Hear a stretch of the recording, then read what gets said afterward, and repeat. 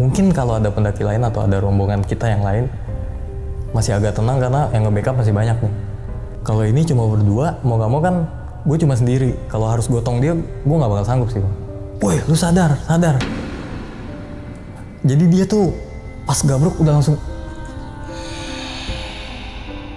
Yang gue lihat orang 20 orang lebih itu lagi sibuk dengan kesibukannya masing-masing. Itu adalah tim relawan yang lagi mau bergerak nyari gue.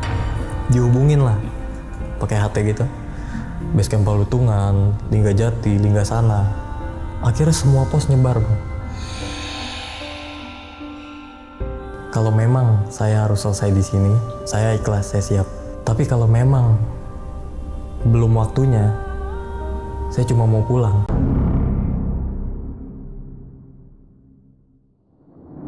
Jadi awalnya itu gue sama satu teman gue, kita sebutin aja namanya nggak apa-apa ya. Namanya Yohanes. Kita lagi nongkrong biasa lah ya, lagi on fire-nya gitu ya. Kita nongkrong berdua, ngopi. Awalnya tuh kita nongkrong nggak ada ngebahas mau naik gunung atau apa. Pokoknya kita nongkrong biasa aja gitu. Pada akhirnya kita saking gabutnya, bingung nih mau ngapain. Kecetus lah dari si Yohanes ini. Naik gunung ya? Udah lama nih. Karena lagi on fire itu, gue bilang, ya ayo gas, kemana? Ciremai enak kali. Ciremai? Iya kebetulan gue ada kenalan di sana. Akhirnya tanpa babi bu, karena memang kita sama-sama gabut nih, bingung mau ngapain. Besoknya kita persiapin segala macem. 2 hari kemudian dari kita nongkrong itu kita berangkat bang. Berarti sama Yohanes doang bu? Betul. Kita berangkat berdua. Udah selesai packing, kita berangkat lah dari Jakarta menuju Majalengka.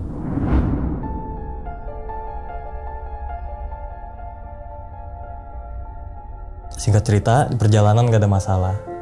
Sampailah kita di Terminal Majalengka bang. Di Terminal Majalengka, si Yohanes ini nelpon lah kenalannya. Halo, assalamualaikum kang.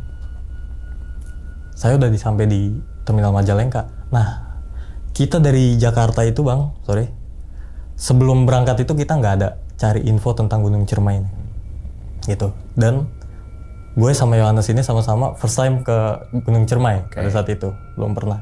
Dan kita nggak cari tahu update Gunung Ciremai ini gimana nih untuk kita naikin sekarang nih.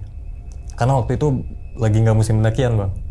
Sampailah kita di Terminal Majalengka itu, dia nelpon, kurang tahu dia ngomong apa karena dia agak ngejarak gitu. Terus pas dia balik lagi, udah kita tunggu aja sambil ngopi. Ntar ada yang datang. Jadi si akang kenalan ini mesenin ojek dari atas rumah itu jemput kita ke Terminal Majalengka. 15 menit kurang lebih kita ngopi di Terminal Majalengka, sampailah 2 motor jemput kita. Oke, kita kenalan, salam. Dari mana mas? Dari Jakarta. Oh jauh ya? Lumayan lah. Naiklah kita ke motor, naiklah tuh dari Terminal Majalengka itu ke arah Apuy.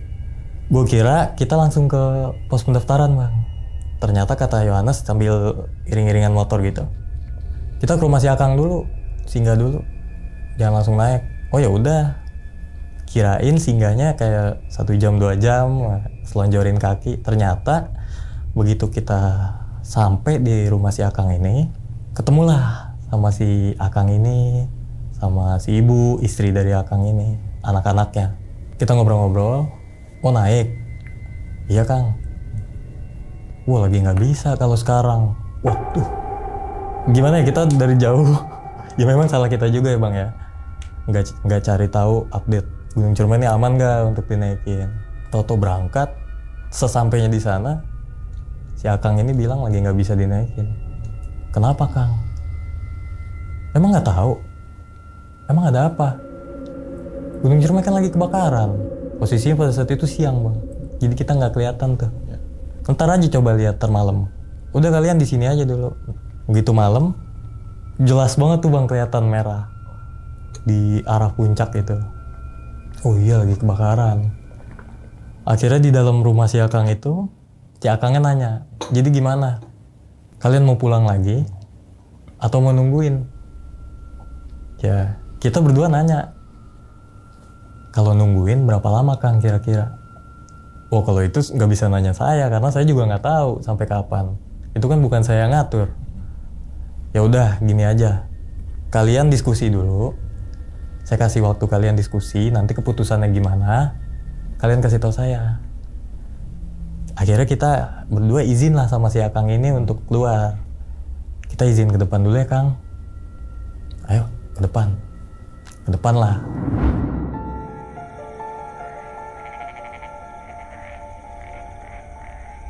Nah, sempet di depan rumah si Akang ini, kita diskusi.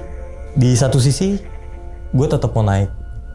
Tapi di sisi lain, dari Yohanes ini, dia pengennya pulang aja. Nggak pengen ngelanjutin. Nanti aja lah, balik kapan-kapan. Gue pada saat itu mikirnya, bukannya mau maksain. Cuman, sayang loh. Kita kesini tuh butuh waktu, butuh ongkos, butuh tenaga. Sayang banget loh. Kita harus cuma gara-gara nunggu beberapa hari, kita harus pulang lagi. Akhirnya setelah diskusi lumayan panjang, kita mutusin, ya udah gini aja. Kita ambil jalan tengahnya. Kita coba stay di sini 2 hari.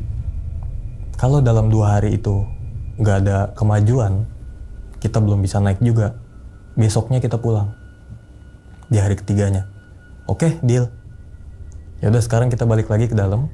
Kita sampein ke Akang. Kita masuk ke dalam, kita sampein lah hasil diskusi kita ini. Kang, maaf. Kita mau ngasih info hasil dari diskusi kita. Kita udah diskusi dan kita udah punya keputusan.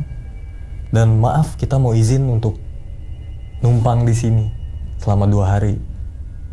Sampai 2 hari itu nggak ada kepastian juga, besoknya kita pulang kok. Oh ya udah, nggak apa-apa, anggap aja rumah sendiri, santai. Setelah itu, ya di rumah itu kita keliling ke perkampungan sekitar situ karena kita emang orangnya tuh demen apa ya, ngulik-ngulik lah kalau ada daerah baru gitu. Suka aja gitu. Kita ngerasain suasana paginya, siangnya, sorenya, malamnya, segala macem. Sampai di hari kedua belum ada kepastian juga nih Bang. Di situ feeling udah mulai yang kayak ya udahlah. Kayaknya nih emang nggak boleh nih, belum boleh nih. Nanti aja lah, kapan-kapan. Yang penting 2 hari itu udah anggap aja liburan. Kita udah refresh di daerah yang belum pernah kita datengin kan. Akhirnya udah ikhlas aja udah. Ya udah yuk, kalau emang besok balik. Kita tidur di hari kedua itu. Di hari ketiga kita stay di rumah si Akang ini. Pagi kita kurang lebih jam 7-an bangun. Si Akang ini datang dari luar, nggak tahu dari mana karena dari subuh udah keluar. Balik, langsung nanya ke kita berdua. Itu kita udah mau persiapan pulang tuh Bang. Gimana? Jadi nggak naik? Loh, emang udah bisa Kang? Udah bisa sekarang.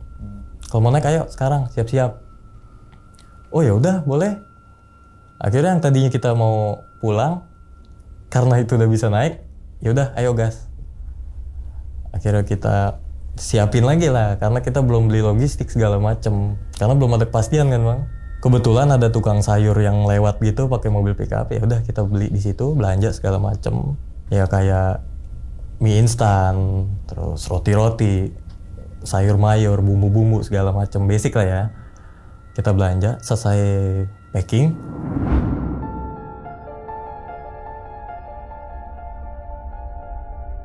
Kita naik tuh sekitar jam 9 dari rumah si Akang ini, 9 pagi. Kita naik masih di jalan raya itu, ternyata udah ada teman si Akang ini yang nungguin. Dia bawa 1 anak. Anaknya itu kurang lebih umurnya 7-8 tahun lah pada saat itu. Kenalan, gue kira ini orang random aja nih. Cuman emang kenal sama Akangnya. Ternyata ikut dalam rombongan kita. Dia udah janjian. Dan ternyata tadi pagi si Akang ini keluar nyamperin temennya ini. Yuk naik sekalian madamin api. Akhirnya temennya udah nunggu di jalan. Kita naik lah. Akhirnya kita naik waktu itu berlima ya berarti ya Bang.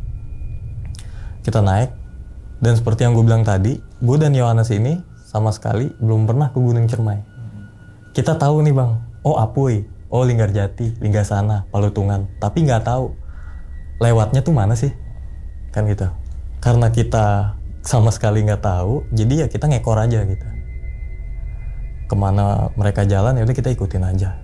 Kita masuk ke area-area kayak hutan pinus gitu Bang. awalnya gue nggak negatif thinking sama sekali lah gitu ya. Gue masih berpikiran, oh ya udah memang Ciremai berarti bawahnya Pinus dulu nih, mungkin nanti baru hutan, terus baru pos lapor gitu kan. Setelah kita jalan di hutan Pinus tuh cuma sedikit sih bang, paling cuma 15 menit tuh langsung masuk ke hutan. Hutannya itu bukan slow baru lebat, enggak. Jadi habis dari hutan Pinus itu langsung lebat. Kita jalan di situ, nggak ada mikir kemana-mana lah. Intinya yang menurut kita perjalanan yang lagi kita tempuh itu menuju pos lapor, pos registrasi. Kita jalan, tapi kok lama banget. Mulai itu curiga bang. 2 jam kita udah jalan, pos lapornya belum ada nih. Akhirnya pas 2 jam kita minta break. Kang, sorry Kang, boleh break nggak? Oh iya boleh. Pokoknya kalau capek, kalau ada apa-apa, bilang aja. Jangan malu-malu. Anggap aja ini kita udah kenal lama, santai aja mas. Iya Kang, siap, makasih. Pas break itu, gue sama Yohanes agak minggir dikit nih bang. Lu ngerasain yang aneh nggak? Apaan? Udah lu nggak usah nggak jelas dah, baru naik nih. Enggak, ini serius. Coba lu lihat jam. Udah berapa jam kita jalan? Ya terus kenapa? Ini kita daftarnya di mana? Baru dia ngeh. Kang, maaf. Ini pos registrasinya masih jauh. Si Akang itu nggak jawab apa-apa, dia cuma ketawa. Kamu ngapain nanya pos registrasi? Kamu naiknya sama kita loh. Udah santai aja, tenang. Kita nggak bakal lewatin pos registrasi. Udah pokoknya aman. Kalian percaya sama kita. Kita udah puluhan kali naik ke Gunung Ciremai ini. Kita orang sini kok. Ini nggak semua jalur yang bisa lewat, nggak semua orang bisa lewat jalur ini. Jadi kalian saya jamin sekarang naik lewat sini, kalau misalnya nanti turun sendiri, gak bakal bisa lewat sini lagi, gak bakal ketemu jalan ini. Waduh, udah tenang aja, gak apa-apa, santai aja. Akhirnya kita berdua udah mulai gimana ya, aman gak nih? Soalnya selama naik gunung kan belum pernah gitu bang, yang gak pakai registrasi gitu. Pada saat itu mikirnya, aduh, kalau terjadi apa-apa, data kita kan nggak ada di Posimaksi. Nanti gimana? Akhirnya dengan kesadaran penuh, kita ikutin aja lah tetap. Oh ya udah, kita percaya aja. Karena mereka orang situ. Akhirnya break kurang lebih setengah jam di situ. Lanjutlah kita. Sampailah kita di pos 1 bang. Sampai di pos 1 kita break. Kita sebat-sebat. Kita gelar kopi. Sambil ngobrol-ngobrol di situ kita udah nggak bahas pos pendaftaran lagi. Pokoknya kita bahas hal-hal lain lah selain pendaftaran itu. Si Akang itu cerita di sini itu kalau yang udah muncak 40 kali ke puncak Ciremai itu bisa dengar azan dari Mekah. Itu belum pernah dengar sebelumnya. Baru dari situ dengar. Akhirnya ngobrol-ngobrol kayak gitu. Kita lanjut lagi lah menuju pos 2. Nah, pos 2 ke pos 3 semua berjalan kayak biasanya aja bang, nggak ada masalah. Nah kebetulan yang seperti gue bilang tadi, kebetulan kita naik itu lagi bukan di musim pendakian. Jadi pendaki lain itu ada, tapi dikit. Ada berapa rombongan, tapi kita berjarak semua nih bang. Karena waktu naiknya kan jauh beda. Kita di pos 3 itu break lagi. Terus gue sama Yohanes ini karena sama-sama belum pernah ke Gunung Ciremai, kita nanya lah ke si Akang ini, Kang, maaf, ini kan saya sama-sama belum pernah sih sama si Yohanes. Saya mau tanya, biasanya Ciremai Via Apu ini orang ngecampnya enaknya di pos berapa? Si Akang ini bilang, biasanya sih enaknya di pos 5, karena biar nanti menuju puncaknya nggak terlalu jauh mas. Oh gitu, iya. Ya udah, jadi gimana? Ya udah oke. Pos 5 nggak apa-apa. Di situ kita nggak tahu, belum mengukur kekuatan fisik kita, belum tahu medannya kayak gimana. Ya udah oke aja dulu. Yang penting percaya dulu gitu. Singkat cerita, udah hampir maghrib, kita baru sampai di pos 5 bang. Fisik kita tuh udah lumayan drop lah. Pas di pos 4 itu lagi break, gue bilang ke Akang ini, Kang, maaf banget. Tadi kan kita udah deal nih. ngecamp di pos 5. Tapi kayaknya nggak memungkinkan, Kang. Saya sama teman saya fisiknya kayaknya udah nggak kuat.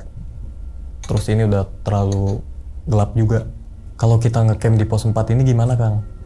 Tapi kalau memang nggak bisa harus di pos 5 nggak apa-apa kok. Tapi pelan-pelan aja. Oh ya udah nggak apa-apa. Bukan ngomong dari tadi. Nggak apa-apa, santai. Pokoknya kalau ada apa-apa, ngerasa gimana, ngomong aja. Jangan sungkan-sungkan. Akhirnya kita gelar tenda lah di pos 4 itu.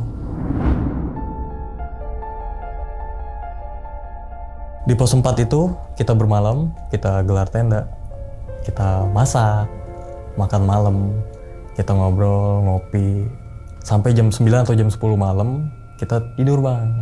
Nah, jam setengah 5 atau jam 5 pagi, kita bangun.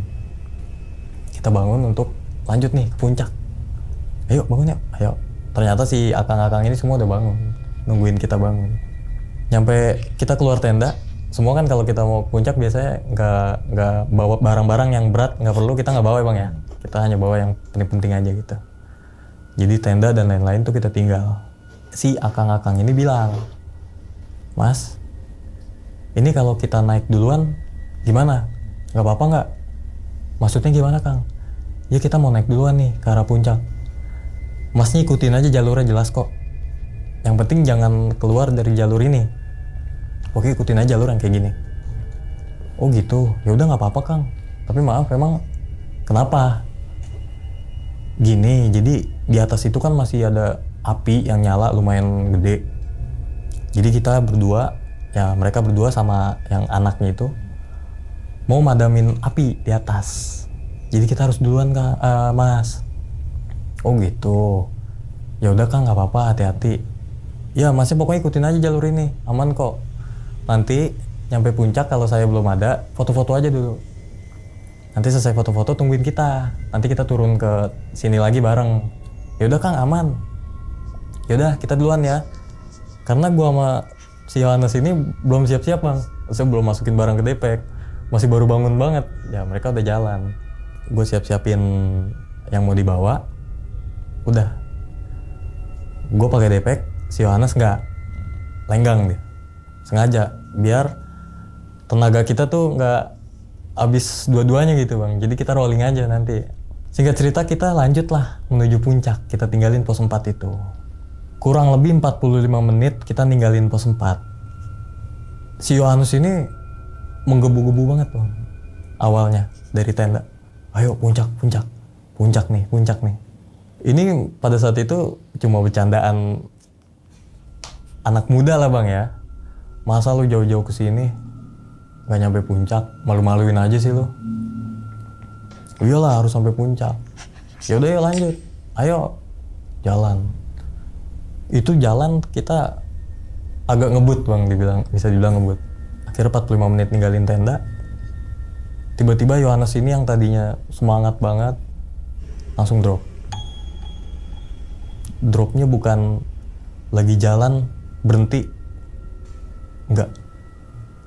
Dia langsung drop, bener-bener langsung gabruk, duduk. Padahal dia nggak bawa apa-apa. Dia langsung duduk di trek. Jadi dia duduknya tuh trek begini, dia duduknya malang loh. Gue lumayan agak panik juga, Bang. Belum pernah ngeliat dia kayak gitu sebelumnya. Tiba-tiba lagi jalan semangat, ambruk langsung. Gue langsung duduk juga, gue tanya, lu kenapa? Woi, lu kenapa? Sadar. Sampai apa ya, refleks gitu, Bang. Woi anjing, lu kenapa? Lu denger gue nggak? Dia udah sampai yang bibir tuh udah nggak ada warna, kuku-kukunya nih ujungnya udah nggak ada warna, Bang. Udah nggak merah lagi. Aduh, pikiran udah kacau, Bang, waktu itu. Dan ditambah lagi kita cuma berdua. Mungkin kalau ada pendaki lain atau ada rombongan kita yang lain masih agak tenang karena yang nge-backup masih banyak nih. Kalau ini cuma berdua, mau gak mau kan gue cuma sendiri. Kalau harus gotong dia, gue gak bakal sanggup sih, Bang. Sampai gue tabok-tabok, woi lu sadar. Jadi dia tuh pas gabruk udah langsung, waduh. Pada saat itu gue cuma mikir, gue gak mau segala macem, puncak bodo amat lah. Urusan lain lah itu udah gak gue pikirin, Bang. Yang penting dia nih. Ini Yohanes aman dulu yang penting. Karena mau gimana pun gue berangkatnya sama dia kan, berdua. Akhirnya dia udah mulai bisa sadar, biarpun semua nih masih pucat, tapi dia udah bisa diajak ngomong. Lu kenapa? Lu kedinginan? Dingin banget. Kita naik berdua, badan kita masing-masing ada di tempat yang sama. Ya memang namanya gunung kan pasti dingin gitu. Tapi dinginnya itu masih dalam batas toleransi kita lah gitu, kalau gue ngerasanya. Tapi si Yohanes ini kayak dinginnya tuh udah ngelebihin batas yang badan dia sanggup gitu. Padahal pada saat itu nggak sedingin itu banget aslinya. Tapi dia ngerasa bener-bener menggigil yang sampai kayak gejala hipo gitu mungkin ya.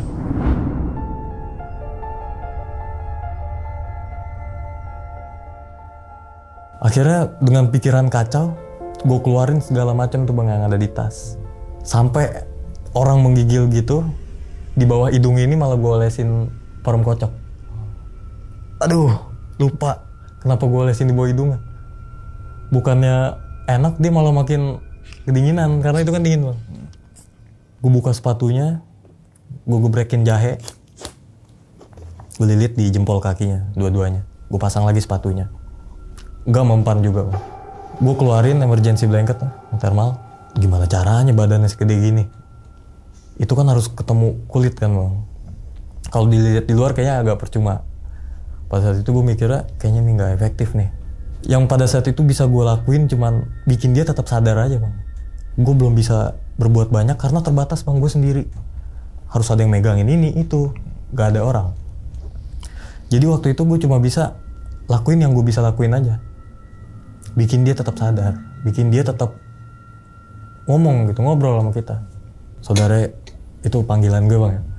Ayolah, lu sautin gue lah, jangan diem doang. Iya, kan gue sautin dari tadi. Enggak, lu ngomong, lu ngoceh apa kek, lu cerita apa kek yang mau lu ceritain. Unek-unek lu selama ini lu keluarin aja di sini, nggak ada yang denger kok. Yang penting lu tetap sadar, lu tetap sama gue. Akhirnya di situ dia ngomong, kalau kita nggak nyampe puncak gimana? Gue udah nggak mikirin puncak sama sekali. Gue bilang ke dia, lu udah bisa seger lagi aja, gue udah seneng. Jadi sekarang lu nggak usah pikirin puncak atau apa segala macam, nggak usah. Yang penting elunya pulih dulu. Ini lu kenapa? Lu ngapain? Kok bisa kayak gini? Gue nggak ngapa-ngapain. Kan jalan juga sama lu biasa aja tadi. Gue nggak tahu. Pas tadi sampai belok, jadi gue berhenti itu dekat belokan bang. Langsung kayak ambruk aja lah. Pas ambruk itu langsung ngerasa dingin. Akhirnya gue tenangin, udah lu tenang dulu, atur napas, kaki lu selonjorin. Pokoknya gak usah pikirin apa-apa, puncak segala macam lu gak usah pikirin. Yang penting lu pulih, lu seger lagi. Urusan kita lanjut naik atau turun ntar kita pikirin. Yang penting lu aman dulu, karena lu belum aman. Ya udah sekarang lu istirahat aja dulu. Gue di sini karena gue khawatir terlalu gue sering ajak ngomong, makin ngebuang energi dia bang. Gue kasihlah waktu dia untuk istirahat. Tapi lu jangan bener-bener merem banget. Sesekali lu harus kagetin, lu harus bangun. Ya udah, direbahan tuh bang, di trek. Gue ikut rebahan juga karena nggak ada orang kan. Gue mau ngapain? Merem. Jadi di depan sebelah kiri gue tuh arah naik, itu ada pohon-pohon cantigi bang. Bunyi kayak gimana sih kita jalan di atas ilalang gitu atau daun-daun gitu, ada bunyi kan. Serak. Gue kira ada pendaki lain yang mau turun. Melek lah. Dari sela-sela pohon cantigi gitu ada kayak kakek bang. Namanya kita sama orang tua gitu ya, bukan sama orang tua doang sih sebenarnya. Kalau ada pendaki lain pun pasti kita minggirin kaki lah, karena kita ada di trek bang, ganggu. Itu kakek-kakek tanpa sarung tangan, pakai kemeja batik gitu, lengan pendek, pakai celana bahan lusuh, tanpa alas kaki, keluar dari sela-sela pohon cantigi itu. Gue bangunin lah si Yohanes ini, kaki minggirin, tuh orang tua mau lewat. Gue pada saat itu mikirnya, oh ini mungkin akamsi yang mau cari kayu bakar atau cari apa segala macam di hutan. Tapi kok nggak pakai alas kaki, terus logikanya kalau misalnya cari kayu bakar, seenggaknya parang dia bawa lah. Tapi ini nggak bawa apa-apa, tangan kosong aja gitu. Akhirnya si Yohanes ini bangun, oh iya. Dia langsung tarik kakinya gitu. Kirain dia mau turun, mau lewat kan. Kita udah kasih nih jalan. Temen gue lanjut lagi lah, habis narik kaki itu dia nunduk lagi, merem. Ternyata dia nyamperin kita bang, kayak kakek ini. Tanpa salam, tanpa basa-basi, dia langsung nanya, kamu kenapa nak? Kita berdua nggak ada yang tahu nih dia nanya ke siapa nih si kakek ini. Gue nggak nyautin karena pas gue lihat dia nengoknya ke teman gue nih, ke si Yohanes ini. Si Yohanes bangun ngeliat, oh nanya ke gue, nggak apa-apa pak. Kamu kenapa? Nggak tahu pak kenapa. Tiba-tiba saya kedinginan, ngedrop, lemes. Udah sarapan belum? Udah. Terus ini mau turun apa mau naik? Mau naik kang. Terus si kakek ini bilang, yakin kuat? Ya kita sih nggak maksain sih kang. Kalau misalnya nggak kuat, kita turun lagi nggak apa-apa. Tapi kebetulan kita naik sama orang sini. Nah si akang itu lagi ke atas madamin api. Jadi paling kalau memang kita nggak kuat, kita nunggu di tenda. Oh ya udah. Pokoknya kalau memang nggak kuat, nggak apa-apa nanti lain kali aja kesini lagi. Ini Gunung Ciremai di sini aja kok, nggak kemana-mana. Puncaknya juga nggak pindah kok, tetap di sini. Nggak bakal geser dia, tenang aja. Terus kamu ngerasanya gimana sekarang? Masih dingin kang. Dia itu datang dengan tangan kosong bang, dengan celana bahan yang kayaknya nggak ada isi apa-apanya, soalnya rata aja. Dia ke belakang gini, ngeluarin botol kaca warna coklat setinggi gini kurang lebih. Dikasih ke si Yohanes, ini kamu minum, siapa tahu jadi enakan. Ini Yohanes nggak tahu kenapa biasanya dia kalau dikasih apa-apa sama orang lain gitu, dia nggak mau langsung makan atau minum gitu bang. Tapi nggak tahu kenapa pada saat itu dikasih, bahkan airnya itu pas dibuka keruh bang, kayak air kecampur lumpur, kebayang kan? Tapi dengan pede dia langsung minum. Diminum kayak minum biasa tadinya, dia nggak tahu rasanya gimana, tiba-tiba dia keselak. Jadi gue langsung tanya tuh bang, kenapa? Pedes. Mungkin kayak herbal jahe segala macam, cuma pedes bang kalau langsung di blok. Dia kaget.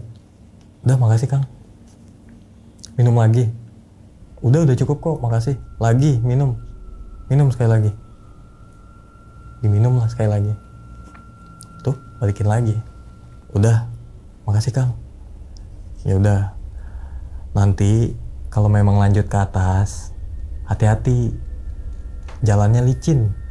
Tapi kalau emang nggak kuat, nggak apa-apa, tunggu aja di bawah. Nanti bisa kok kapan-kapan balik lagi. Ya udah, saya turun dulu. Jadi kita itu pas banget dibelokan nih bang. Pas dia ninggalin kita itu, gue yang lagi kepo-keponya, gue penasaran. Ini orang kemana sih? Apa sih yang dicari? Nggak lama dia ninggalin kita itu kan langsung belok turun. Gue langsung diri, langsung ke belokan itu ngelengok ke bawah. Tuh kakek-kakek udah nggak ada bang. Di situ gue mikir, kok orang cepet banget hilangnya. Bahkan daun-daun yang di pinggir trek itu nggak ada yang goyang bang. Harusnya kalau memang kita lewat itu adalah gerak-gerakan sedikit dari pohon-pohon ini. Ini nggak ada. Akhirnya gue bilang ke Yohanes, lu tunggu sini sebentar, gue turun bentar, ada yang mau gue lihat. Pokoknya lu jangan kemana-mana, lu tunggu sini.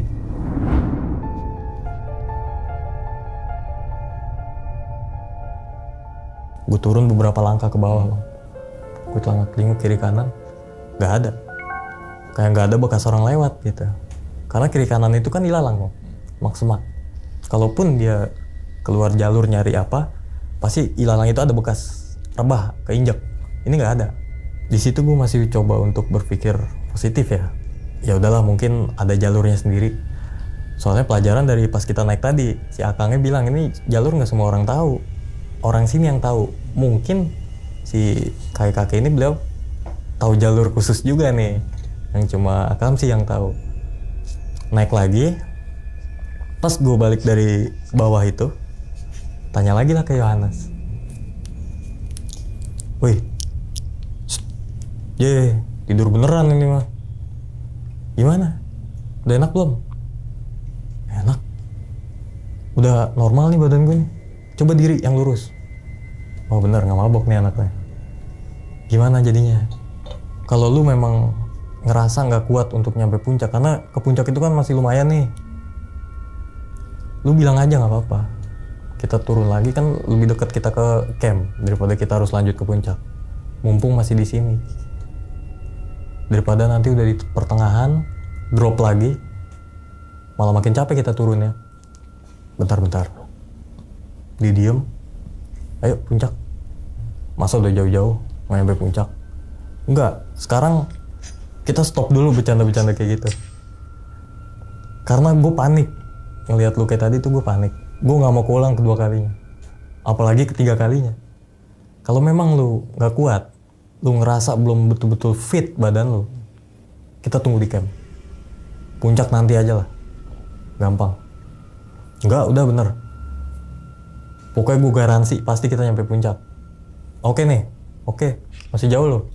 Oke. Deal. Lanjutlah kita ke puncak, Bang. Nah, perjalanan puncak itu nggak ada masalah. Ya kepleset di batunya wajar lah Bang ya.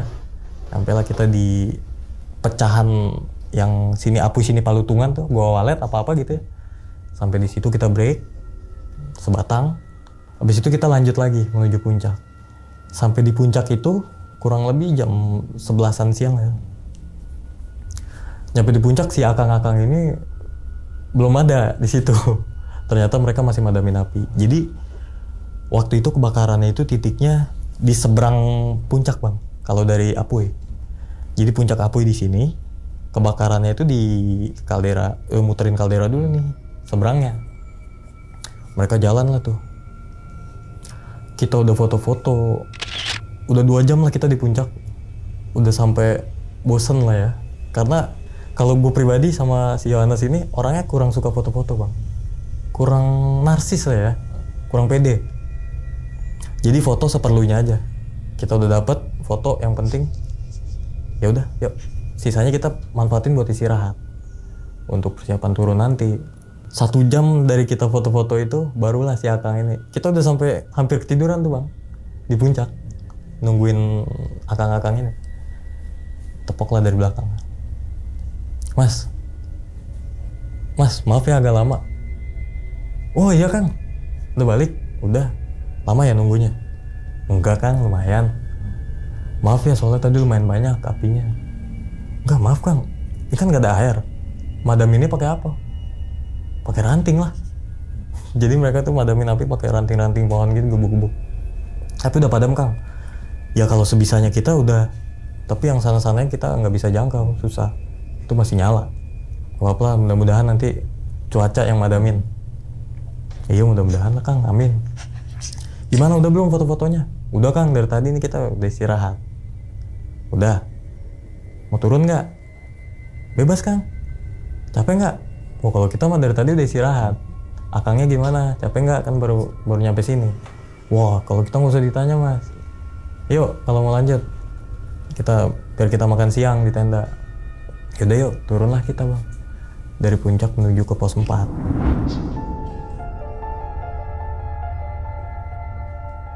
Singkat cerita, kurang lebih jam... Itu turun cepet tuh Bang. Kurang lebih 12:30 atau jam 1 tuh kita udah nyampe lagi tuh di pos 4. Di situ kita langsung gelar peralatan, yang satu potong-potong ini, yang satu ngeracik bumbu, satu numis-numis segala macem. Pokoknya kita kerjasama. Selesai makanan kita makan siang. Selesai makan siang, kita rebahan kita sebat-sebat. Habis itu selesai itu kita rebahan sebentar. Barulah kita packing. 1:30 tuh siang kita packing. Yuk kita turun. Takut keburu malam. Kebiasaan gue yang kurang baik ini dari dulu. Tapi kalau sekarang setelah kejadian itu gue udah hindarin. Itu gue sering nitipin senter atau headlamp itu di tas teman. Bukan karena gue nggak mau bawa Bang. Tapi tas gue ini udah penuh. Logistik, akomodasi, tenda, semua ada di sini. Jadi space untuk naruh penerangan gitu udah nggak ada. Akhirnya gue titip di Yohanes. Saudara biasa center. Ya udah taruh aja, masukin. Gue masukin. Setelah itu udah selesai, singkat cerita beres lah packing. Kita berdoa sebelum turun. Berangkatlah kita turun dari pos 4 itu menuju pos 3.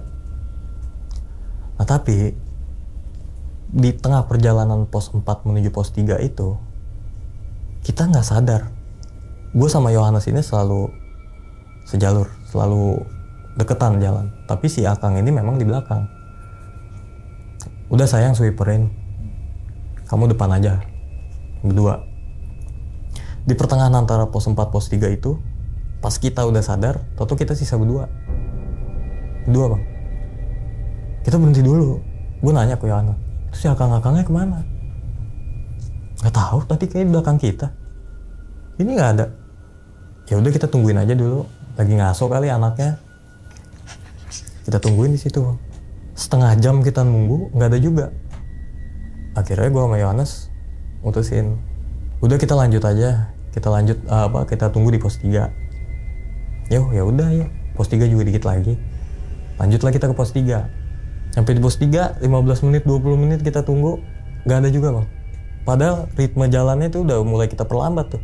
Dari pas kita sadar mereka udah nggak ada, kita udah perlambat. Kita udah nunggu 20 menit pun mereka belum ada, belum muncul nih. Dan pendaki lain pun nggak ada. Mungkin ada yang udah turun duluan, atau bahkan ada yang belum turun. Pokoknya yang pas sama kita itu nggak ada.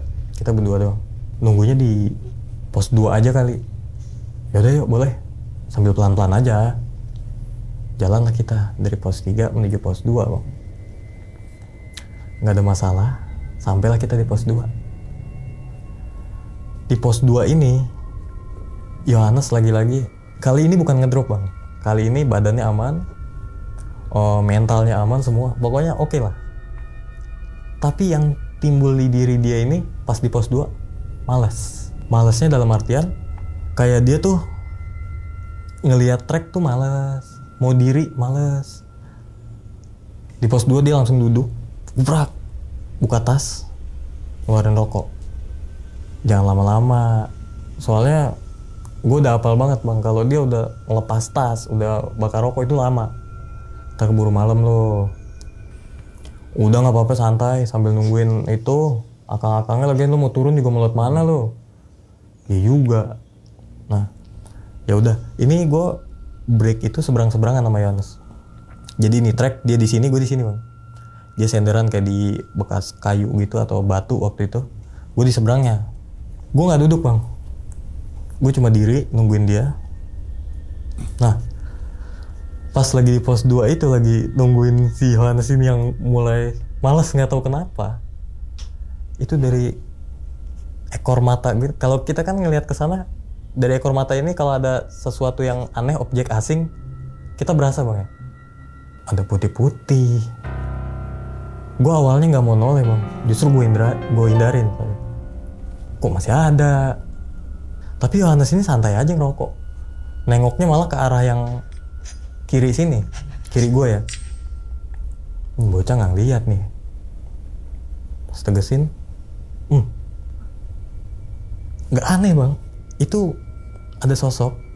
Jaraknya itu dari gue diri itu paling cuma 5 atau 6 meter deket. Cewek cantik. Tinggi. Gue nggak tahu dia pakai alas kaki atau enggak karena nggak kelihatan ketutup ilalang. Yang jelas dia kayak pakai kebaya atau apa gitu warna putih, terus pakai kain adat gitu warna coklat bawahnya. Diri aja, dia diam nggak ngapa-ngapain dan dia nggak nengok ke gue. Dia nggak merhatiin kita berdua. Tatapan dia kosong tapi ke arah atas. Gue masih mencoba berpikir positif pada saat itu. Mungkin karena kelelahan jadi timbul nih halusinasi. Gue coba make sure, gue alihin lagi lah pandangan. Ini harusnya udah nggak ada kalau emang gue halu. Masih ada bang. Itu cewek masih ada. Dan lagi-lagi mencoba untuk berpikir positif. Mungkin ini kayak kita tahu lah kalau orang abis wisuda kan bawa toga, foto di puncak. Ini mungkin mau nikah, mau priwet nih, mau foto di gunung.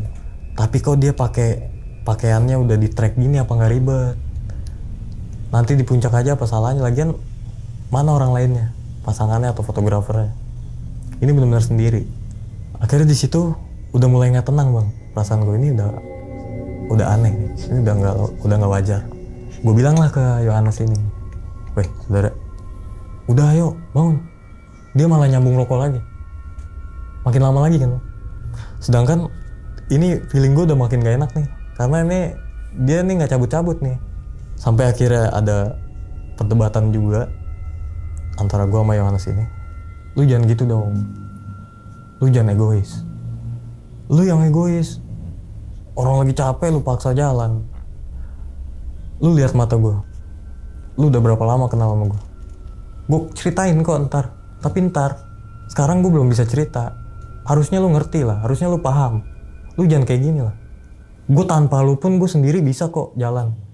Mungkin tersinggung ya bang ya. Lu kalau ngerasa sanggup sendiri ngapain dari tadi bareng gue? Ya udah sono lu jalan sendiri. Gue di sini aja nungguin akang-akang. Karena masih dalam pengaruh emosi itu, gue sadar nggak sadar gue jalan sendiri bang. Karena ngambek sama dia ini, sampai gue lupa headlamp gue sama dia. Jalan gue sendiri, itu udah makin sore bang. Dari pos 2 ke pos 1 itu.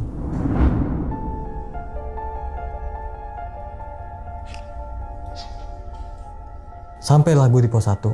Jadi selama awal gue ngeliat dia di pos 2 itu, sampai akhirnya gue sampai di pos 1, itu cewek yang tadi gue bilang, itu terus ada di sebelah kiri bang.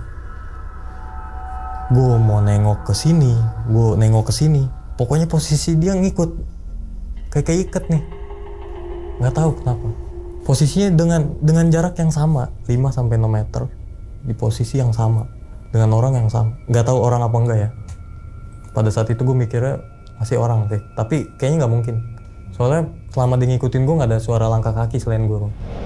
Akhirnya masih dengan perasaan yang agak emosi, gue lanjut aja terus. Gue buktiin nih gue bisa nih jalan sendiri nih. Enak aja. Ini gue disclaimer dulu ya bang ya. Gue cerita gini buat sharing bang ya. Biar pelajaran nih buat teman-teman yang lain juga. Biar nanti kalau ngadapin keadaan situasi yang sama, bisa kita hindarin lah perdebatan yang kayak gitu karena kurang bagus. Oke, gue lanjutin bang ya. Gue sampai di pos 1 masih dengan pemandangan sebelah kiri itu yang sama dari pos 2. Itu di pos 1 baru mulai, mungkin karena posisi gue udah sendiri juga dan kondisi penerangan juga udah mulai berkurang. Di situ gue belum ngeh bang kalau headlamp gue tuh ada sama Yohanes. Sama sekali gue nggak inget-inget center. Sampai pos 1 itu udah maghrib lah, jam 6 lewat atau jam 6 kurang dikit gitu. Udah mulai samar-samar, gue buka lah tas. Gue cari-cari, loh kok nggak ada headlamp. Gue baru ingat, tuh gue titip di Yohanes. Alhasil, gue harus jalan tanpa penerangan. Karena gue nggak mau buang waktu lebih lama lagi. Karena kalau gue tadinya udah mau, gue nggak mau center, gue nggak mungkin lanjut. Gue harus tunggu mereka, gue harus kalahin ego gue harus ya udah gentle aja, minta maaf aja. Sama-sama capek, mungkin sama-sama nggak ketahan emosinya masing-masing. Gue harus gentle, gue minta maaf duluan, nggak apa-apa deh.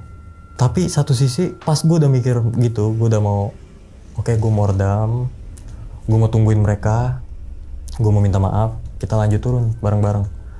Di saat itu juga yang tadinya cewek sebelah kiri ini nggak ngapa-ngapain, itu dia tuh diem aja, nggak ada perubahan gestur tubuh, nggak ada, sama aja persis kayak dari pertama gue lihat itu. Tapi di pos 1 itu pas setelah gue mikir mau nungguin mereka, mulai tuh masuk ke dalam pikiran gue ini suara perempuan. Gue nggak tahu itu suara asalnya dari mana, yang jelas gue lihat dia nggak ada, mulut dia tuh diem aja. Tapi di dalam kepala gue ini ada suara bang, kamu harus turun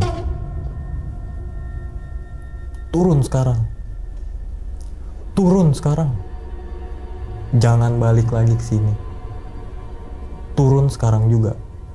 Itu terus ada di dalam kepala gue bang. Setelah suara itu mulai masuk ke dalam pikiran gue nengok ke kiri, itu perempuan tegak, tinggi, cantik, ya, seperti gue ceritain tadi. Lama-lama berubah bang. Dari yang awalnya tegak, itu lama-lama bongkok. Bongkok. Masih dengan pakaian setelan yang sama, tapi berubah jadi nenek-nenek.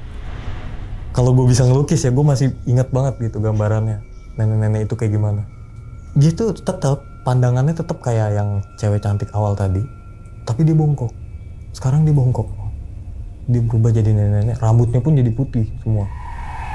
Nggak dikuncir, jadi kebayang nggak? Rambutnya tuh turun ke bawah gitu. Wah, ini udah kacau. Ini udah makin gak bener nih.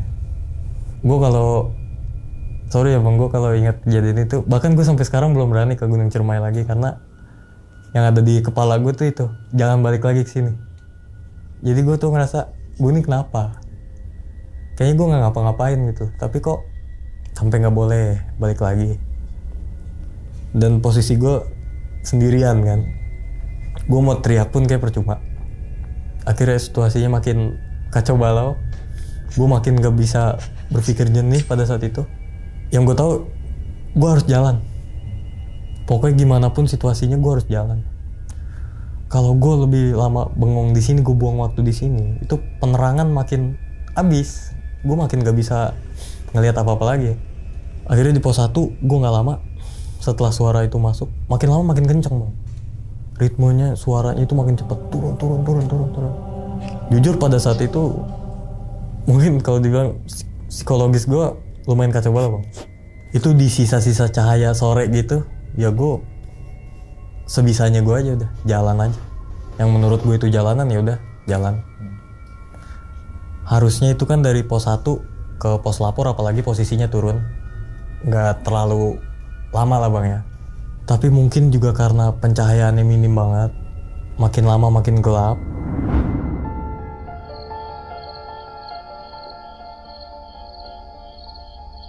Jadi gue jalan itu ya asal jalan aja udah.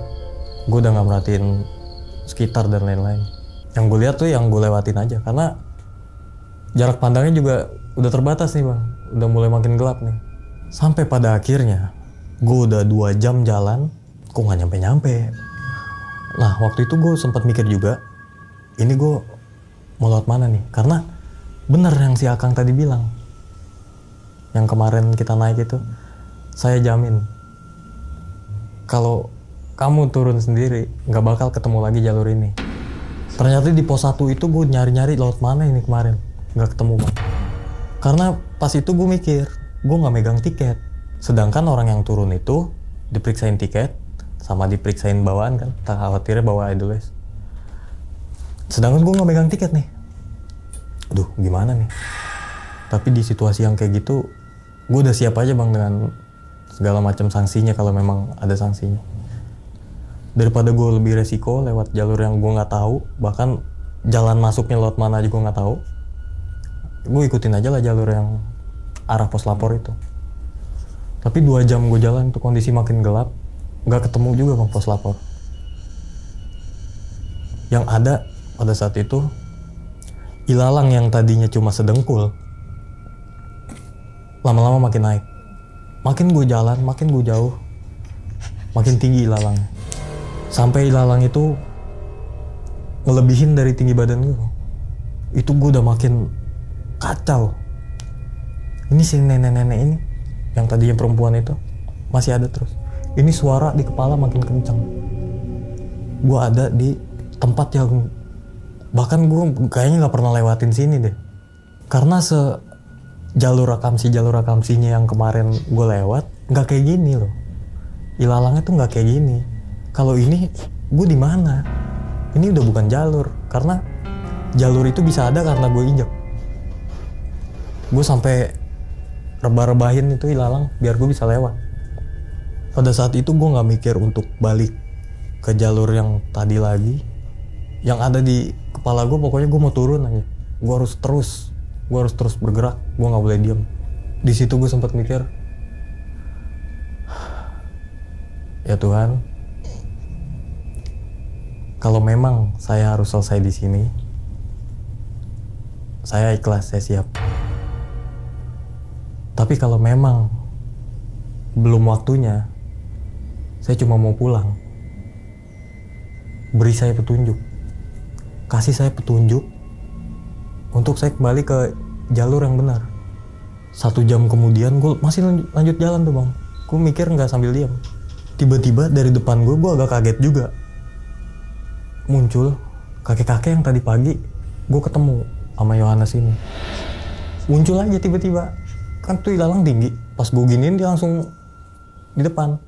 Anehnya itu kan udah makin larut bang ya. Itu cahaya udah makin gak ada lah. Tapi si nenek-nenek yang dari tadi ngikutin itu tuh jelas tetap kelihatan. Bukan nyala bang ya. Maksudnya jelas aja kita bisa aja lihat gitu. Padahal kita ngelihat trek pun gak kelihatan. Dan sama kakek-kakek yang tiba-tiba muncul ini yang tadi pagi ketemu itu jelas juga. Dia nanya, kamu mau kemana? Wah pak, saya mau turun, mau ke pos lapor. Tapi kok jalannya kayak gini? Soalnya senter saya di teman saya. Kamu kenapa? Kok sendiri? Saya belum bisa ceritain di sini. Oh, terus kamu mau kemana? Saya mau turun ke pos lapor. Nanti biar nunggu mereka di pos lapor aja lah. Gue belum sadar waktu itu pas dia masih ajak ngobrol itu. Tapi pas begitu gue ngeliat lagi ke kiri. Itu nenek-nenek yang dari tadi. Kayak konsentrasi gue tuh udah kebagi nih bang. Kalau tadi kan masih dengan yang turun. Pas begitu kaget gara-gara kakek-kakek ini nongol. Itu suara langsung hilang. Tapi gue nggak sadar kalau suara itu udah hilang ternyata. Pas gue nengok si yang dari tadi di sebelah kiri itu juga udah nggak ada. Akhirnya gue bilang, Pak, maaf banget. Saya mau minta tolong lagi. Maaf kalau saya ngerepotin lagi. Kira-kira Bapak keberatan nggak kalau saya minta tolong untuk anterin? Nggak usah sampai ke pos lapor deh. Ke jalur aja yang menuju pos lapor. Nanti kesana saya sendiri nggak apa-apa. Ya udah, ayo. Sekarang kamu tenang. Kamu ikutin saya aja. Pokoknya saya ngelangkah kemana kamu ikutin. Ya udah, dibalik badan, ya ikutin saya. Jalurnya tuh nggak balik ke yang gue lewatin tadi bang. Terus, bahkan di situ gue nggak ngerasa melipir kanan kiri. Gue ngerasanya kayak lurus aja. Tapi kok dari tadi nggak ketemu pas masih sendiri. Akhirnya setelah 1 jam atau 1 jam setengah gitu, gue keluar dari ilalang tinggi itu bang. Lama-lama ilalangnya makin pendek. Normal lagi lah, sedengkul lagi kayak yang awal tadi. Tapi belum masuk ke jalur bang. Masih nginjak semak-semak tapi emang udah gak tinggi. Ikutin terus kayak kakek itu. Jalan lagi, lumayan lama tuh bang. Sampailah di dekat pos registrasi Apuy. Dari kejauhan kan kelihatan ada lampu tuh bang. Masih dianterin. Pak, gak apa-apa kalau Bapak ada urusan sampai sini aja. Nanti itu kan udah ada lampu, saya ikutin arah lampu aja. Dia diem aja bang, jalan aja terus. Begitu udah mau nyampe kayak gerbang kayak gitu kan, barulah dia balik badan. Udah, saya anterin kamu sampai sini ya. Lain kali kamu hati-hati. Gue waktu itu nangkepnya hati-hati kalau jalan, hati-hati apa. Tapi setelah sekarang gue pikir, hati-hatinya itu maknanya luas bang. Jaga sikap, jaga omongan, lebih hati-hati lagi. Kita normalnya gitu, makasih lah bang, udah dibantu. Pak, makasih banyak. Dia nggak jawab apa-apa, cuma udah saya mau balik lagi. Iya pak, makasih banyak ya pak. Kali ini lebih cepat dari tadi pagi. Kalau tadi pagi kan dia sempat beberapa langkah turun, baru gue lihat. Nah kalau yang malam ini, dia baru ngelewatin gue langsung nengok. Nggak ada. Itu padahal baru banget dia lewatin arah balik lagi. Gue langsung nengok ke belakang, mastiin itu nggak ada. Itu bukan karena gelap, tapi memang nggak ada bang. Karena kalau dibilang gelap itu lumayan udah terang karena udah ada penerangan dari pos lapor kan, pos daftaran itu.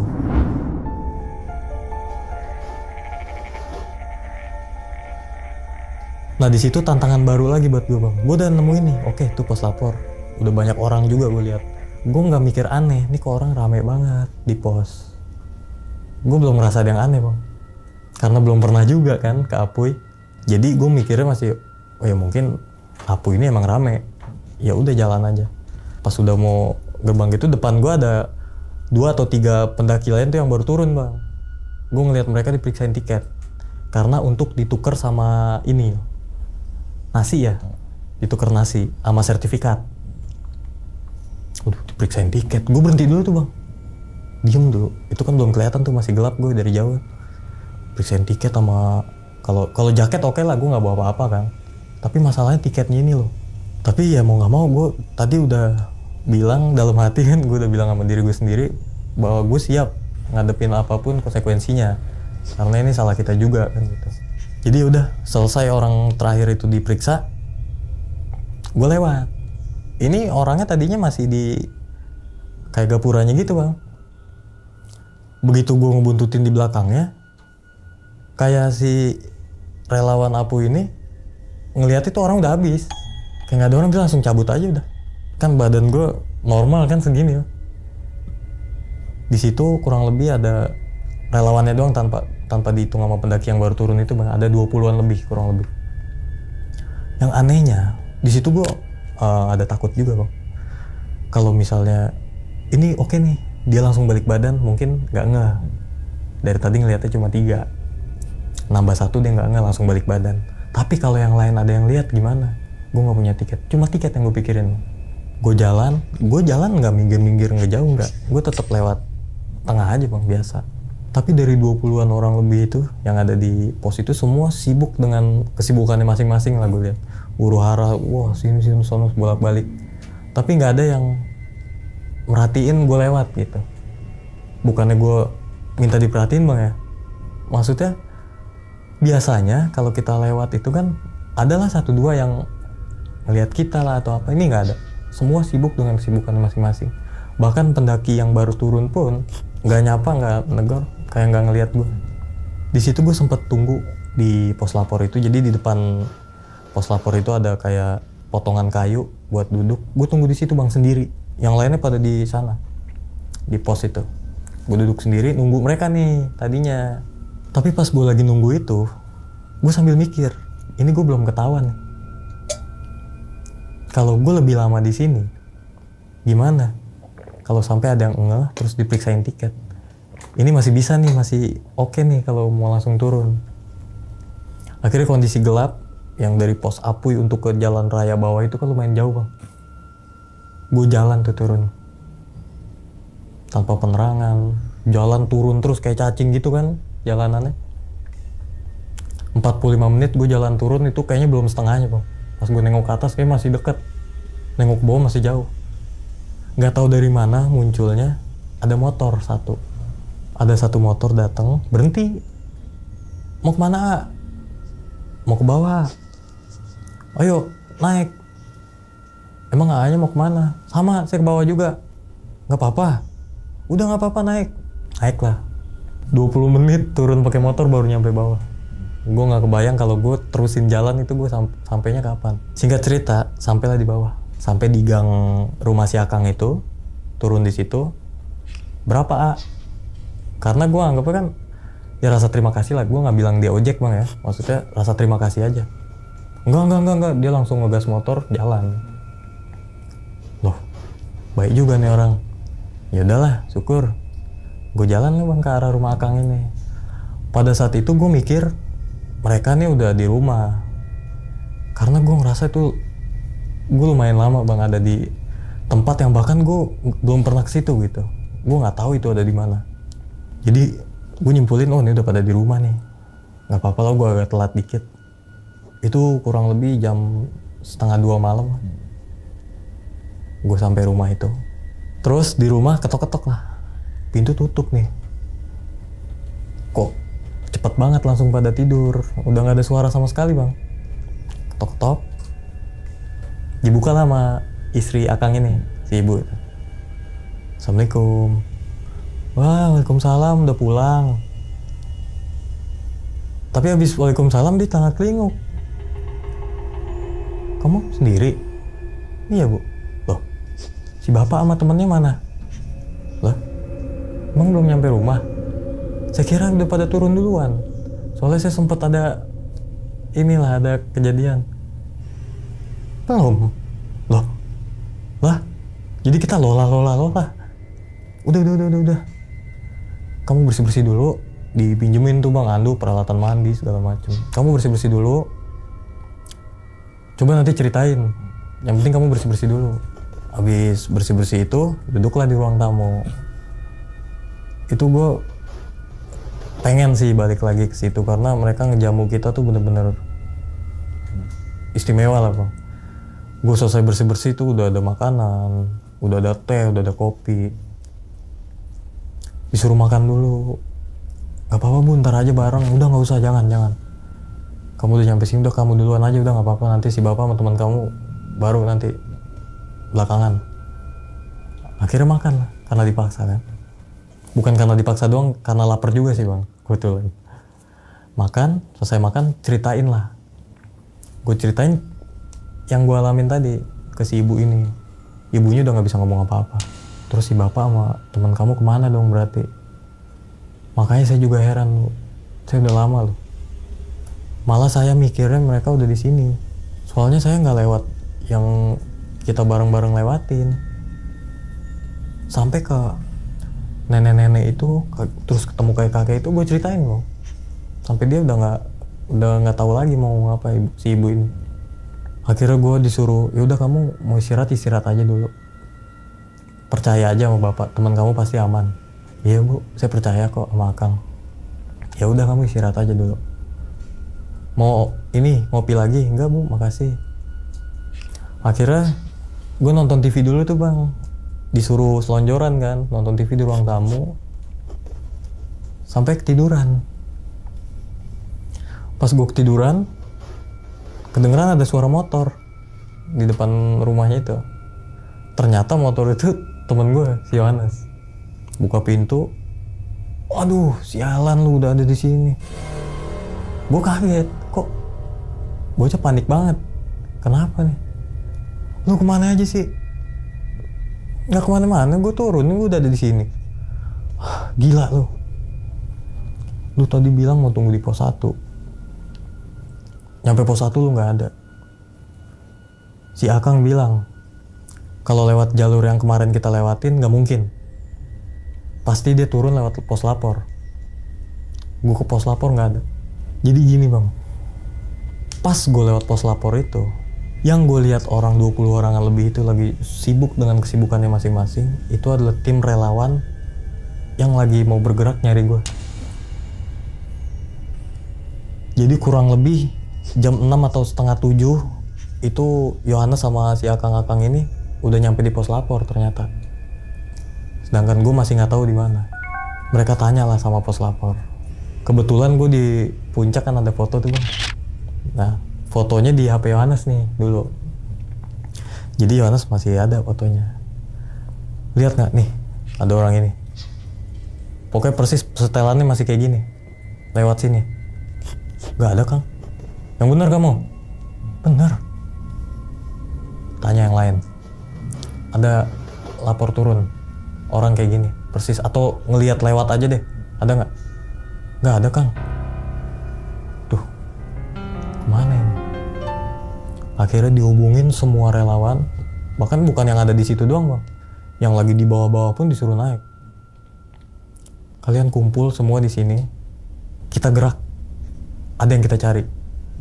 Akhirnya begitu udah kumpul, ini cerita nama Yohanes nih bang. Karena pada saat itu gue nggak tahu kan keadaannya gimana. Di situ Yohanes bilang si Akang ini ngumpulin semua relawan Apuy sambil dia megang-megang terus nih HP gue nih, foto lu dipegang terus nih. Udah kumpul semua, dikasih lihat satu-satu, bukan ngumpul dikasih lihat gini, nggak, satu-satu diginiin. Bahkan di bluetoothin itu ke HP masing-masing biar masing-masing pegang. Sekarang saya minta tolong sama kalian untuk cari orang ini.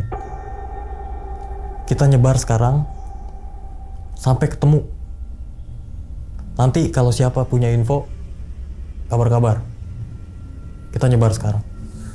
Tuh kurang lebih dari jam 7-an itu mereka pada nyebar bang. Jadi mereka itu, ya di gue masuk dalam data pencarian orang di malam itu. Sedangkan guanya sendiri juga nggak tahu gue ada di mana itu di waktu mereka lagi nyari gue. Bahkan gue nggak ngedengar suara-suara apa-apa. Gue dengar cuman suara krik krik krik krik krik hewan-hewan hutan gitu. Ternyata di waktu itu mereka lagi berusaha untuk nyari gue juga. Di saat gue lagi berusaha untuk nyari jalur yang benar nih. Belum ada perkembangan juga beberapa jam pencarian di base camp Mapo itu. Dihubungin lah pakai HT gitu. Base camp Palutungan, Linggajati, Linggasana. Disebutin lah tuh ciri-ciri yang ada di foto pas di puncak tadi, Bang. Orang kurang lebih tinggi segini, pakai jaket warna merah, pakai celana ini, pakai tas ini. Kalau misalnya ada yang turun lewat situ, tolong ditahan dulu. Ditahan, nanti kita jemput ke sana. Minta tolong. Akhirnya semua pos nyebar, Bang. Di malam itu. Singkat cerita, mereka nyari nggak ada perkembangan juga, nggak ketemu juga. Nah, jadi kata Yohanes ini, pas gue udah ngetok pintu rumah, si Akang ini dapat firasat. Mas, sini. Saya dapat firasat. Kenapa, Kang? Sekarang kamu cari siapa yang bawa motor. Karena banyak yang dari bawah kan tuh, Bang, pada bawa motor kan. Cari siapa yang punya motor. Kamu bilang saya suruh pinjem. Kalau ditanya kemana, bilang ke rumah saya. Ngapain, Kang? Saya ada firasat. Temen kamu ini udah nyampe rumah, barusan. Oh gitu? Iya, coba kamu cek dulu. Nanti setelah nyampe rumah, ada atau nggak ada, kamu balik lagi ke sini. Kasih tahu saya. Biar saya kasih tahu tim, kasih tahu yang lain. Turunlah dia. Nah, itulah ketemu sama gue. Baru di situ gue ngerasa, wah, anjir, tadi gue mau digontok-gontokan nih. Ternyata dia sepeduli itu sama gue loh. Bahkan sampai yang dia belum tahu gue ada di mana aja, dia sampai kayak pucet, Bang. Dia sampai ngomong, ini kalau lu mau tahu, ini gue ngeliat lu ada di sini rebahan, baru darah gue bisa jalan lagi. Dari tadi macet nih darah gue nih, kagak jalan nih, gila lu. Kemana sih lu tadi? Gue mau ceritain, stop, udah. Ntar, ada yang lebih penting, cerita ntar gampang. Mau ngapain? Gue harus balik lagi ke atas. Si Akang bilang tadi, ada atau nggak ada, balik ke atas ngabarin yang lain. Kenapa emang? Masih nanya kenapa, gila lu? Relawan semua suruh nyebar no. Ngapain? Nyari lu. Lu kemana tadi? Nyebar. Oh, ada orang. Gimana sih lo? Orang udah pada sibuk no nyariin lu. Udah, gua harus ke atas. Kasihan yang lain. Belum sempet cerita, dia balik lagi ke atas. Nah, singkat cerita, 1-2 jam tuh, sampailah mereka. Si Akang sama si Yohanes ini. Di situ gue udah ngerasa gak enak nih, Bang. Karena gue ngerepotin orang kan, padahal guanya udah di rumah nih. Akhirnya situ gue pikiran gue udah takut, wah marah-marah nih si Akang. Gue langsung minta maaf, Kang, maaf banget. Maaf, saya juga nggak tahu nih kenapa bisa kayak gini. Si Akangnya cuma ketawa, udah nggak apa-apa, udah biasa kayak gitu. Udah, yang penting kamu nggak apa-apa kan? Badan aman? Aman, Kang, sehat. Sehat sih, Kang. Udah makan juga tadi. Ya udah bagus. Akhirnya selesai mereka bersih-bersih, Yohanes sama si Akang dia bersih-bersih, kita sambil ngopi, gue ceritain lah, Bang. Karena gue ngerasa gak pantas nih kalau gue gak ceritain. Karena mereka harus tahu kenapa bisa sampai kayak gini. Gue ceritain lah kejadian tadi ke mereka berdua. Akhirnya si Akang itu ngerti, paham, dan si Akang itu gak terlalu ngejelasin banyak. Dia cuma bilang, ya udah, ini pelajaran buat kita semua. Saya gak bilang ini pelajaran buat kamu. Pelajaran buat saya juga. Buat teman kamu juga. Jadi kita ambil aja lah hikmahnya. Yang penting kita semua selamat. Tapi Kang, saya masih gak enak. Udah, gak usah ngerasa gak enak-enak. Nanti kalau kapan-kapan mau main kesini, silahkan datang. Gak usah pakai nelpon dulu, langsung datang aja. Gak apa-apa. Gak sama Yohanes juga, kamu sendiri mau kesini masih inget, datang aja. Nah, singkat cerita kita ngobrol-ngobrol malam itu. Akhirnya kita udah alihin pembicaraan. Udah, kita gak usah bahas yang itu lagi. Udah, kita ngobrol-ngobrol biasa aja. Akhirnya kita tidur. Nah, esokan paginya kita siap-siap. Udah siap semua. Kita pamit lah sama si Akang sama si ibu ini. Kita mau balik ke Jakarta. Sampai akhirnya kita sampai ke Jakarta dengan alhamdulillah selamat, utuh, tanpa kenapa-napa gitu. Oke, diminum dulu silakan Bang Fatur Siap. kopinya.